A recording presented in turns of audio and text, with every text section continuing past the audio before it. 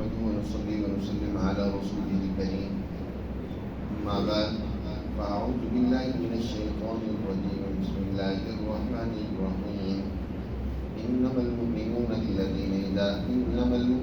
الذين آمنوا بالله ورسوله وإذا كانوا معه على أمر جامع لم يذهبوا حتى يستأذنوه إن الذين يستأذنونك أولئك الذين يؤمنون بالله ورسوله فإذا استأذنوك لبعض شأنهم فأذن لمن شئت منهم واستغفر لهم الله إن الله غفور رحيم لا تجعلوا دعاء الرسول بينكم كدعاء بعضكم بعضا قد يعلم الله الذين يتسللون منكم لواذا فليحذر الذين يخالفون عن أمره أن تصيبهم فتنة أو يصيبهم عذاب أليم ألا إن لله ما في السماوات والأرض قد يعلم ما أنتم عليه ويوم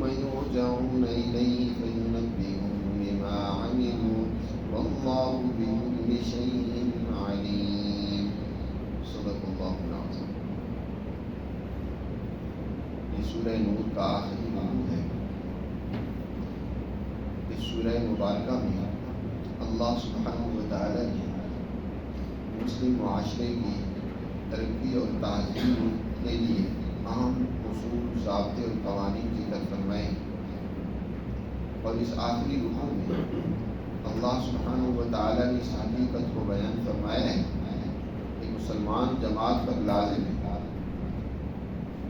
حضور صلی اللہ علیہ وسلم کی زندگی میں جو مسلمان جماعت موجود ہے ان پر لازم اور ضروری ہے کہ حضور صلی اللہ علیہ وسلم کی مکمل اتباع اور اطاعت کریں، کیونکہ اس کے بغیر مسلمان معاشرے کے اندر بہتری اور ترقی نہیں ہو سکتی کہ آپ کی ہر بات کو قانون کا درجہ دیا جائے اور آپ کی ہر بات واجب التعمیل سمجھی جائے. اور آپ صلی اللہ علیہ وسلم کے بعد جو بھی جماعت کا ذمہ دار ہو، مثلا حضور کے بعد خلفائے راشدین میں حضرت ابوبکر اس جماعت کے ذمہ دار اور نگران بنے، بعد میں اسی طرح درجہ بدرجہ جو بھی ذمہ دار بنا اس کی بھی اتباع لازم اور ضروری ہے. اور آج بھی مسلمان جہاں بھی اجتماعیت کسی درجے کی بھی اجتماعیت، مثلا مسجد کی سطح کی کوئی اجتماعیت ہے، محلے کی درجے کی کوئی اجتماعیت ہے، یا اسی طرح آگے اس کو بڑھتے چلے جائیں ملکی سطح کی کوئی اجتماعیت ہے، تو اس اجتماعیت کا جو ذمہ دار ہے اس کی اتباع اور اطاعت لازم ہے تاوقت کہ وہ کسی ایسی بات کا حکم نہ دے جو شریعت کے امور کے خلاف ہے. کیونکہ اس حوالے سے یہ مسلمہ بات خود نبی کریم صلی اللہ علیہ وسلم نے ارشاد فرما دی ہے، لا طاعۃ لمخلوق فی معصیۃ الخالق. جہاں خالق کی نافرمانی ہوتی ہو تو وہاں مخلوق میں سے کسی بڑے سے بڑے کی اطاعت اور فرمانبرداری نہیں ہے. البتہ ایسے امور میں جہاں خالق کی نافرمانی نہیں ہے، مسلمان جماعت کی اجتماعیت کا مسئلہ ہے یا مسلمان جماعت کے مسائل کو حل کرنے کے لیے آپس میں مشاورت ہے، تو اس وقت مسلمان جماعت پر لازم ہے کہ جب ان کو بلایا جائے اس اجتماعی کام کے لیے، اس اجتماعی ذمہ داری کو ادا کرنے کے لیے، تو پھر اس میں سستی اور کوتاہی کا مظاہرہ نہ کریں. آج یہ بھی بڑا افسوس ہے کہ لوگ انفرادی طور پر اعمال کو تو بڑی ترجیح دیتے ہیں، نفلی عبادات کو، نفلی ذکر و اذکار کو، لیکن اجتماعی سوچ آج ذہنوں سے رخصت ہو گئی ہے. اجتماعی امور کو سر انجام دینے کی اہمیت ختم ہو گئی ہے. اجتماعی کوئی بھی ذمہ داری اور کام اس کی طرف ان کو بلایا جائے اس کو وہ عبادت ہی نہیں سمجھتے، اس کو نیکی ہی نہیں سمجھتے، اور اس کی کوئی اہمیت ذہنوں میں ہوتی ہی نہیں ہے. یاد رکھو یہ آیات مبارکہ اس حوالے سے مسلمان جماعت کے لیے بڑی تنبیہ ہے کہ اپنے اندر اجتماعی سوچ پیدا کریں، اجتماعی کاموں کو سر انجام دینے کی اہمیت تمہارے دل میں ہو. اس کے لیے کسی قسم کی کاہلی، سستی، کسی قسم کا ان سے انحراف یہ اللہ کے عذاب کو بہت دعوت دینا. اللہ تعالیٰ ارشاد فرماتے ہیں انما المؤمنون الذین آمنوا باللہ ورسولہ، بے شک جو ایمان والے ہیں وہ سچے مومن جو اللہ اور اس کے رسول پر ایمان لے آئے ہیں، ان کی شان یہ کہ وَإِذَا كَانُوا مَعَهُ عَلَىٰ أَمْرٍ جَامِعٍ لَمْ يَذْهَبُوا، جب وہ آپ صلی اللہ علیہ وسلم کے ساتھ کسی ایسے کام میں جمع ہوتے ہیں جو اجتماعی کام ہے، ایسی کام میں، ایسی ذمہ داری میں، ایسی مشاورت اور عمل میں وہ شریک ہوتے ہیں جو ایک پوری سوسائٹی کا کام ہے یا اس معاملے کو اجتماعی صورت میں دیکھا جا رہا ہے، تو لم یذهب، وہ اس کام سے انحراف نہیں کرا، وہاں سے راہ فرار اختیار نہیں کرا، لم یذهب، وہ جاتے نہیں ہیں بلکہ اس میں بڑے شوق اور جذبے کے ساتھ شریک ہوتے ہیں۔ اس کے مقابلے میں جو منافق ہوتے ہیں ان کی صورت حال دوسری ہے، قرآن نے اس کو بھی ذکر کیا، ان کے بارے میں تو فرمایا لم یذهبوا حتى يستأذنوا، اگر جانا ہی پڑتا ہے کسی مجبوری کے تحت، کوئی انفرادی ذاتی مسئلہ ہے اس کی وجہ سے اس کے اجتماعی کام کو چھوڑ کر جانا پڑتا ہے تو اجازت لیتے ہیں اس وقت کا جو ذمہ دار جو امیر ہوتا ہے اس سے اجازت لے کر جاتے ہیں، ایسے نہیں ہے کہ چپکے سے کسک میں شریک ہی نہ ہو۔ یہ منافقوں کی حالت ہوتی ہے کہ وہ اس میں اولاً شریک ہی نہیں ہوتے، اور اگر شریک ہو جائے تو بس نام لکھوانے کے لیے شریک ہو کہ برائے نام بس جلدی سے وہاں بھاگنے کی فکر ہو۔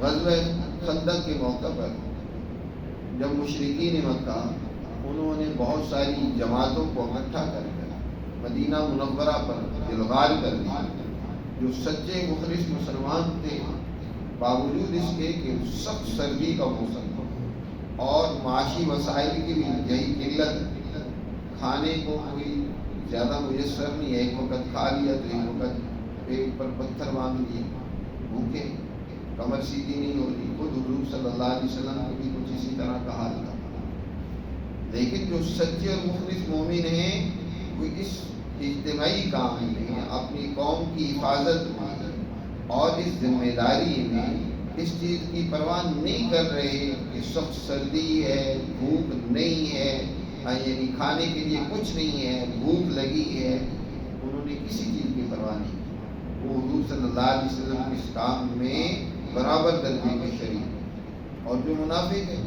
وہ بہانے، طرح طرح کے بہانے ہیلے کر کے وہاں سے بھاگنے کی فکر کرتے ہیں اور وہ جان چھڑا کر گھروں میں آرام کرتے ہیں۔ قرآن مجید نے یہاں اسی بات کو بیان فرمایا کہ جو سچا مومن ہوگا وہ آپ کے ساتھ جب کسی اجتماعی کام میں شریک ہوگا تو نہیں جائے گا حتیٰ یستأذن، اگر جانے ہی پڑے تو اجازت لے گا، اجازت لیے بغیر نہیں جائے گا۔ ان الذین یستأذنونک اولئک الذین یؤمنون باللہ ورسولہ، بے شک جو لوگ آپ سے اجازت لیتے ہیں اور پھر وہاں سے اجتماعی کام سے جاتے ہیں، یہی در حقیقت وہ لوگ ہیں جو اللہ پر اور اس کے رسول پر ایمان رکھتے ہیں۔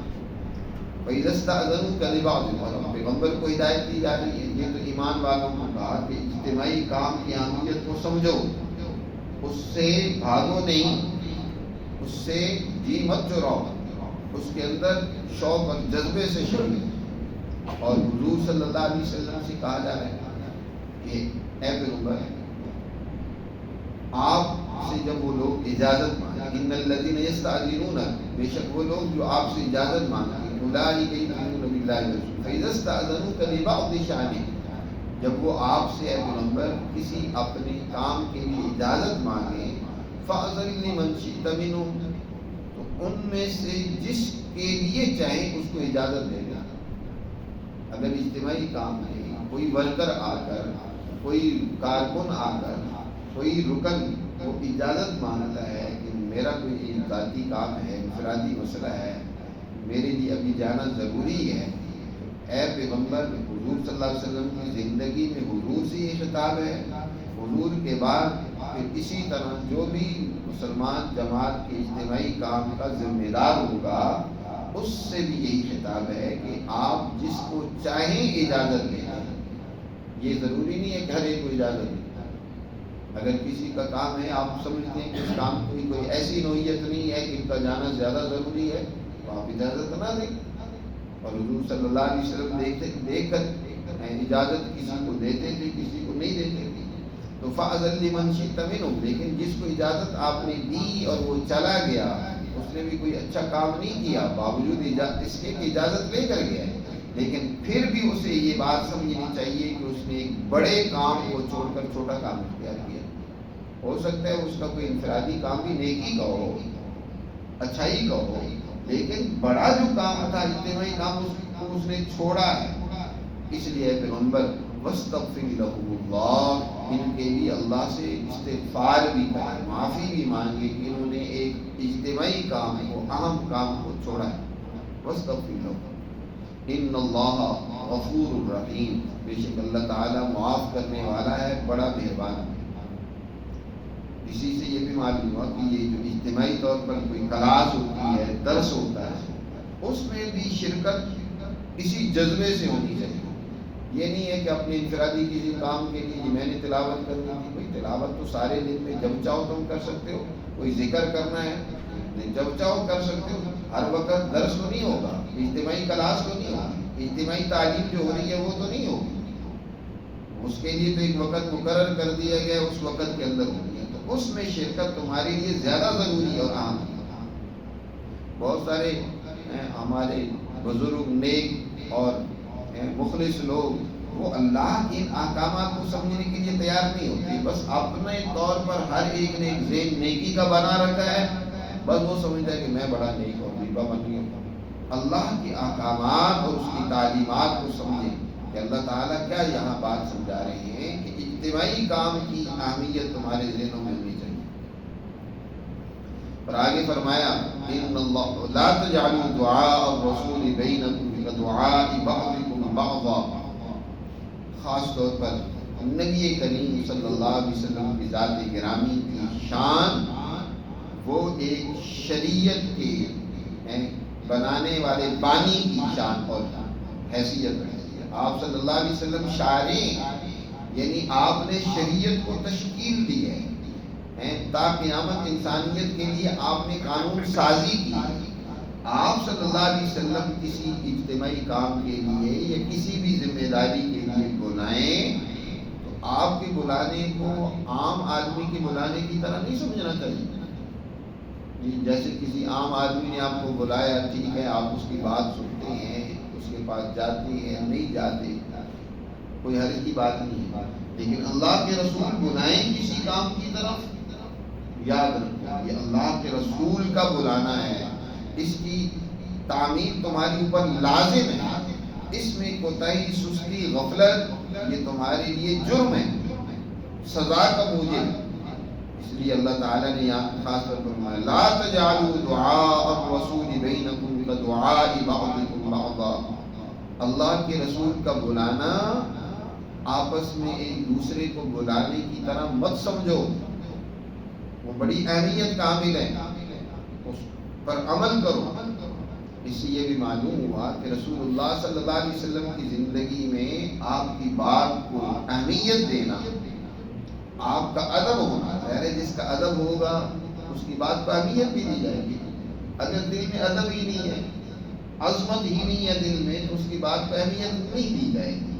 تو رسول اللہ صلی اللہ علیہ وسلم کی اہمیت اور عظمت اور ادب اتنا ہونا چاہیے کہ آپ کی بات کی بڑی اہمیت ہے.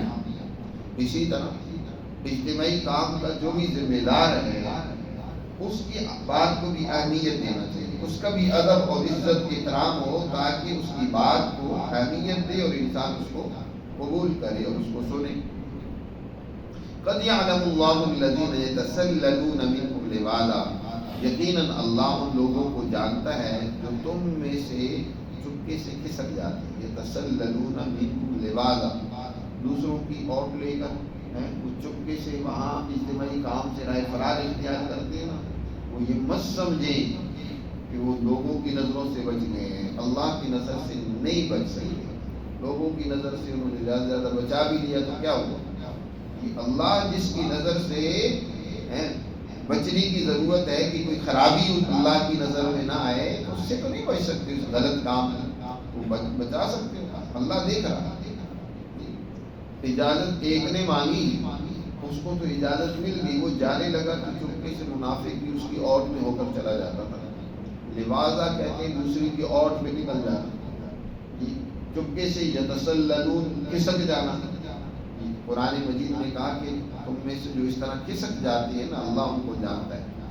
انہیں ڈرنا چاہیے. فَلْيَحْذَرِ الَّذِينَ يُخَالِفُونَ عَنْ أَمْرِهِ أَن تُصِيبَهُمْ فِتْنَةٌ أَوْ يُصِيبَهُمْ عَذَابٌ أَلِيمٌ. اللہ نے بڑی سخت وارننگ دی ہے کہ وہ لوگ جو اس طرح کا عمل کرتے ہیں وہ ڈریں. یخالفون عن امری، جو اللہ کے رسول کے حکم کی مخالفت کرتے ہیں، اس بات سے ڈرے کہ مصیبہم فتنۃ، ان پر کوئی آزمائش اور فتنہ نہ آ جائے. او یصیبہم عذاب علیم، یا انہیں دردناک قسم کی سزا نہ پہنچے. سخت سزا کے موجب ہو سکتے ہیں، اللہ کی طرف سے کسی آزمائش میں مبتلا ہو سکتے ہیں. اس سے انہیں ڈرنا چاہیے. یہ محض ڈراوا نہیں ہے. اور اللہ سبحانہ و تعالیٰ پھر ایسی قوموں کو سزا دیتے ہیں جو اجتماعی کاموں کی اہمیت کو نہیں سمجھتے، انفرادی چیزوں کو ترجیح دیتے ہیں. یاد رکھو، الا ان للہ ما فی السماوات والارض. غور سے سنو کہ بے شک جو بھی آسمانوں اور زمین میں ہے سب کا مالک اللہ ہے. اللہ سبحانہ و تعالیٰ ہی سب کا مالک ہے، اسی کے قبضہ قدرت میں ہے.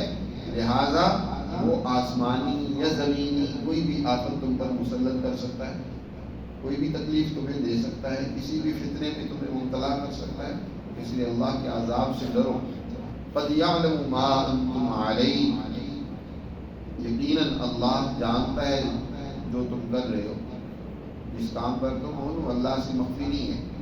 یہ تو دنیا میں اللہ سزا تمہیں کسی قسم کی دے سکتا ہے، اور اگر دنیا میں اللہ کی سزا سے بچ بھی گئے، مثلا اللہ نے کسی حکمت کے تحت تمہیں دنیا میں سزا نہیں دی، یا دنیا میں سزا مل گئی، تم اپنے اس غلط عمل سے باز نہیں آئے، تو یاد رکھو پھر اگلی ایک اور سزا بھی تمہارے لیے ہے. وہ کل قیامت کے دن اس کا فرمایا وَيَوْمَ يُرْجَعُونَ إِلَيْهِ، اسی کی طرف تم لٹائے جاؤ گے کل قیامت کے دن. فَيُنَبِّئُهُم بِمَا عَمِلُوا، جو کچھ انہوں نے کام کیے ہیں اس کے بارے میں وہ انہیں ضرور بتائے گا اور اس کی سزا دے گا. وَاللَّهُ بِكُلِّ شَيْءٍ عَلِيمٌ، اور اللہ سب کچھ جاننے والا ہے، ہر چیز سے واقف ہے، اسے کوئی چیز بھی چھپی ہوئی نہیں ہے. تو اس طریقے سے اس رکوع میں اللہ سبحانہ و تعالی نے اجتماعی امور کی اہمیت کو واضح کی ہے، اور جو اجتماعی امور کا ذمہ دار ہے اس کی اطاعت کو لازم قرار دی ہے کہ اس کی اطاعت کریں. اور محض نام لکھوانے کے لیے یا رسمی طور پر تھوڑا سا شریک ہو جانا، اس کام کی اہمیت کو نہ سمجھنا، اس ذمہ داری کو نہ ادا کرنا، یہ سچے مسلمان کی شان نہیں ہو سکتی. اللہ ہمیں سمجھ نصیب